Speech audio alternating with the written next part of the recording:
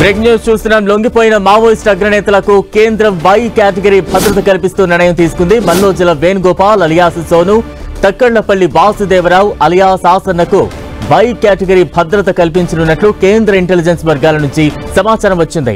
Maoist party కేంద్ర కమిటీ, తెలంగాణ రాష్ట్ర కమిటీ నుంచి లొంగిపోయిన మావోయిస్టు అగ్ర నాయకులకు తీవ్ర హెచ్చరికలు వస్తున్నాయి. ఈ నేపథ్యంలోనే కేంద్రం లొంగిపోయిన మావోయిస్టు అగ్రనేతలకు వై+ సెక్యూరిటీ కల్పించారు.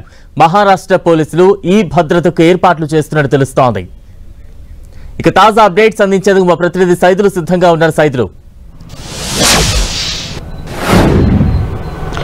బలరాం, మావోయిస్టు పార్టీ కీలకమైనటువంటి నేతలు ఇటీవల కాలంలో లొంగిపోయారు. మల్లోజుల వేణుగోపాల్, అదేవిధంగా తక్కెలపల్లి వాసుదేవరావు అలియాస్ ఆసన్న ఇద్దరు కూడా ఇటీవల పెద్ద ఎత్తున వారి అనుచరులతో కలిపి 310 మంది పైగా మావోయిస్టులు ఆయుధాలతో సహా లొంగిపోయారు.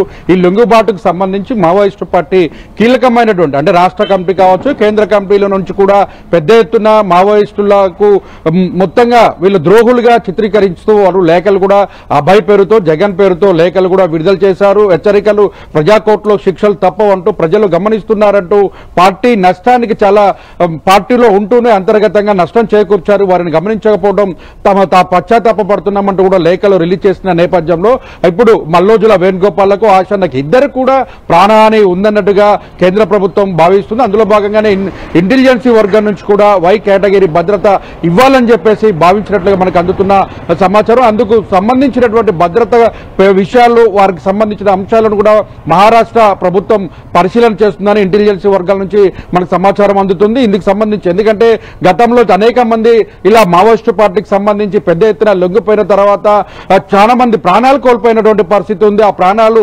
కోల్పోవడానికి గల అనేక కారణాలు కూడా చెప్తూ గతంలో జరిగినటువంటి లొంగిపోయిన వారు ప్రాణాలు కోల్పోవడానికి గల కారణాలు బయటికి తెలియకపోయినప్పుడు కూడా వారంతా అనతి కాలంలో ప్రాణాలు కోల్పోయారు. అయితే ఇప్పుడు లొంగిపోయినటువంటి మల్లోజుల వేణుగోపాల్ కూడా మావోయిస్టు పార్టీ జాతీయ కార్యదర్శి హోదాకి పోటీ పడినటువంటి వ్యక్తి. ఆయన ఇటీవల కాలం లొంగిపోవడంతో పాటు ఆసన్న దాదాపు 310 మంది పైగా మావోయిస్టు పార్టీల కీలకమైన జోనల్ కమిటీ దండకార్యానికి సంబంధించిన పెద్ద ఎత్తున వారందరూ కూడా లొంగిపోయేలాగా చేయడం అటు ఛత్తీస్గఢ్, మహారాష్ట్ర ప్రభుత్వాలకు సంబంధించి ఇదే బాటలో మరికొంతమంది కూడా లొంగిపోవడానికి సిద్ధంగా ఉన్నట్టు కూడా ఇప్పటికే లేఖలు అందుతున్నాయి. అటు ప్రభుత్వాలతో కూడా సంప్రదింపులు జరుపుతున్న నేపథ్యంలో మావోయిస్టు పార్టీ ఒక్కరు ఇద్దరు 100 మంది లొంగిపోయినప్పుడు కూడా ఆ మావోయిజం, లెనినిజం సంబంధించినటువంటి ఎక్కడ కూడా మూలాలు ఎక్కడికి పోవంటూ కూడా మావోయిస్టు కేంద్ర కమిటీ నుంచి అధికార ప్రతినిధులు లేఖలు రిలీజ్ చేస్తున్న పరిస్థితి కనిపిస్తుంది.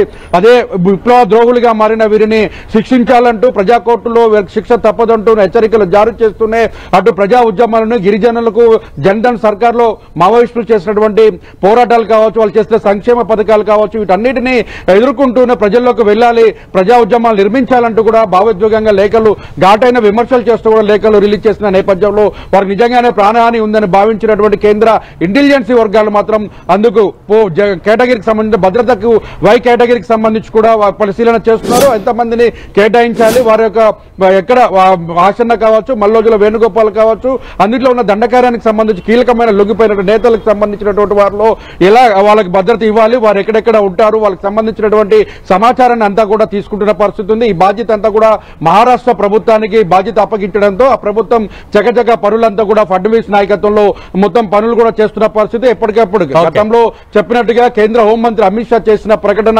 ఏదైతుందో మార్చి 30, 2026 నాటికి దేశంలోనే మావోయిస్టు రహిత దేశంగా మారుస్తాము, నక్సలిజాన్ని అంతం చేస్తామని చేసిన ప్రకటన ఒకవైపు అమల్లోకి వచ్చిన పరిస్థితి కనిపిస్తుంది. ఎందుకంటే ఇప్పటికే బస్తర్ ని, అదేవిధంగా అబూజ్మడ్ ని మావోయిస్టు రహిత ప్రాంతంగా కూడా గుర్తించిన పరిస్థితి, ప్రకటన కూడా చేశారు. తనకు జీవితంలో ఇంత ఆహ్లాదకరంగా, ఇంత ఆనందకరమైన క్షణాలు లేవంటూ కూడా ప్రధానమంత్రి మోడీ కూడా ఎక్స్ వేదికగా తన భావోద్వేగాన్ని కూడా పంచుకున్న పరిస్థితి కనిపిస్తుంది. ఆనంద క్షణాలను కూడా, ఎందుకంటే మావోయిజాన్ని, లెనినిజాన్ని అంతం చేస్తే భారతదేశంలో అభివృద్ధి పరుగులు పెడుతుందనే భావన కూడా తనలో ఉన్నట్లుగా ఎక్స్ లో కూడా ప్రకటన చేసిన పరిస్థితి ఉంది. తన అనుభవాలను కూడా పంచుకున్న పరిస్థితి కనిపిస్తుంది.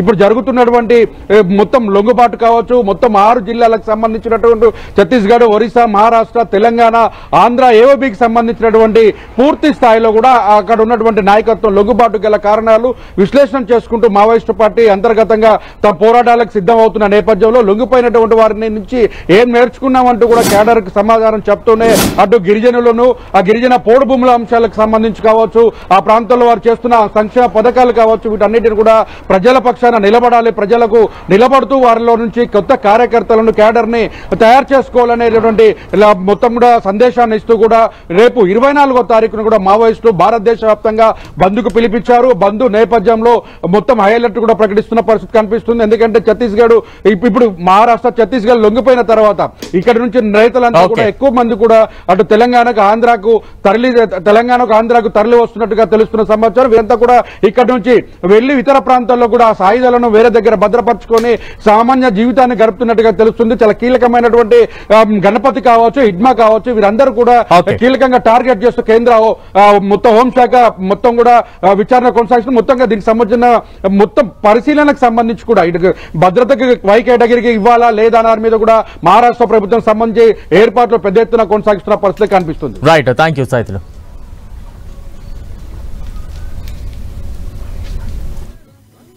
आज